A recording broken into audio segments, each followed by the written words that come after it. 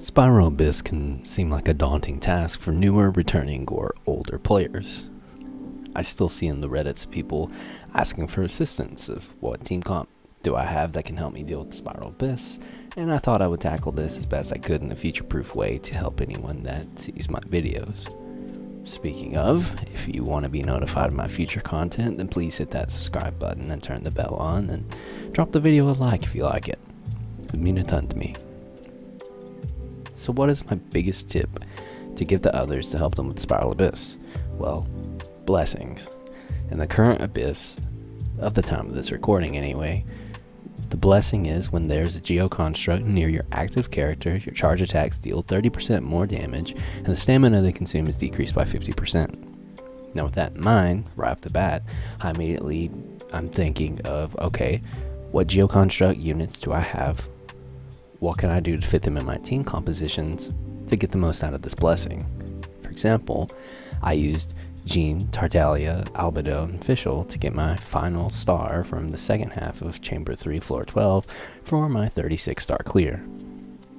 I chose Tartaglia and Jean since Jean's charge attack can actually stun the hounds while dealing solid damage, and Tartaglia's charge attack spamming main DPS, supported by my Fischl and Albedo as off-field damage dealers, and Albedo giving me that geo-construct boosting their damage, and it was just a great team for me to get getting the most out of this blessing, and since there's geo-hounds on the other side, Albedo helps me shred those.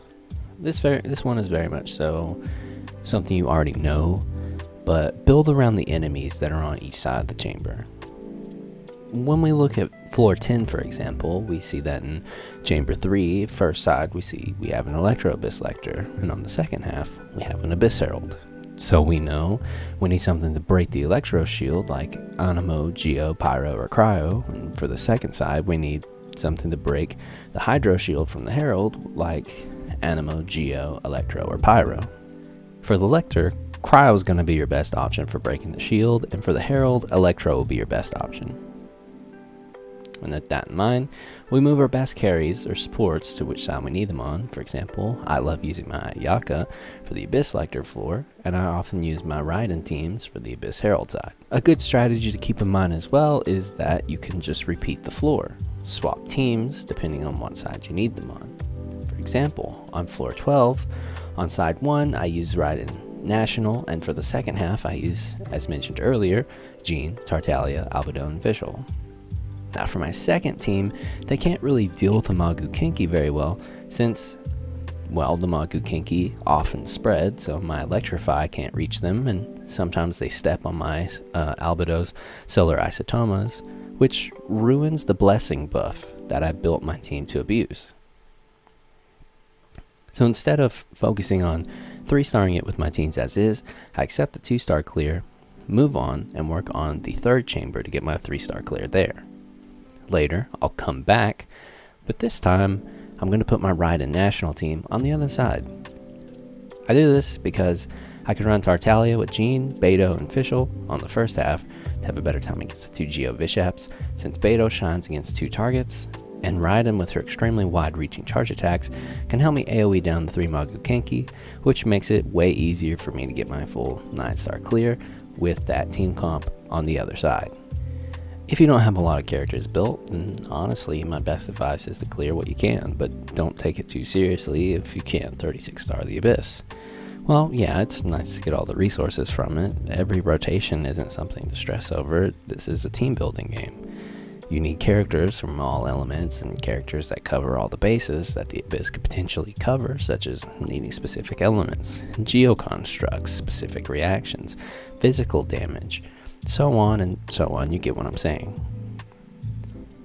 Another good one is if you don't get cards that help your teams very much, you can always check in on the daily resets, since each daily resets, your 3 cards you can choose from in the Spiral Abyss chambers actually change. They will randomly reroll, and sometimes you can get cards that are great for your team comps, and sometimes you get cards that don't do a lot for you. It's honestly just all luck and RNG, so it's really just going to be a grab bag.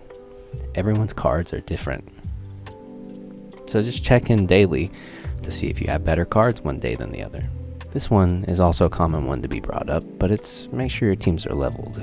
If you're still establishing your teams on your account, then this part will change depending on where you are with it. If your account's well established into the end game, then you should consider 90ing your most used and your favorite carry units, since that's going to give you the best base stats, and then you also need to 90 your carry's weapons. Your supports can stay at either 70 or 80, just depending on where you are with resources on your account. It would be best to have your supports at 80 since your carries are at 90, and it's always nice to just keep your supports 10 levels under your carries, but you can just keep them at 70 since they are supports. They're not going to be on the field as much as your carries, so they don't have to be as tanky. They don't need the extra 20 levels of base stat to survive most hits from most enemies in the Spiral Abyss, so you can be okay with keeping them at 70 just to help you with resources. But I do suggest you get your supports to level 80 if you can. Your support weapons can stay around 70 as well, or if your supports are level 70, you can keep them at 60.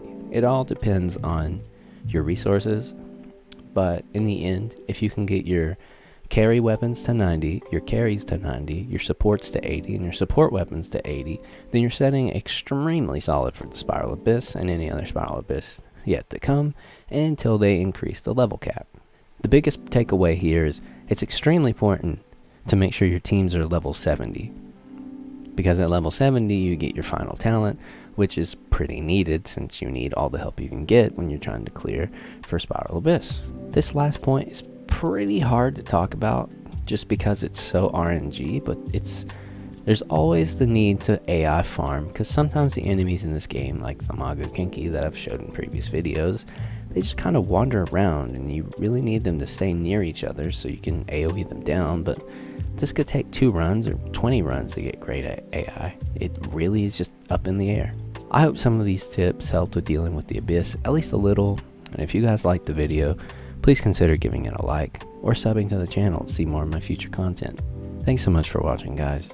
See you in the next one.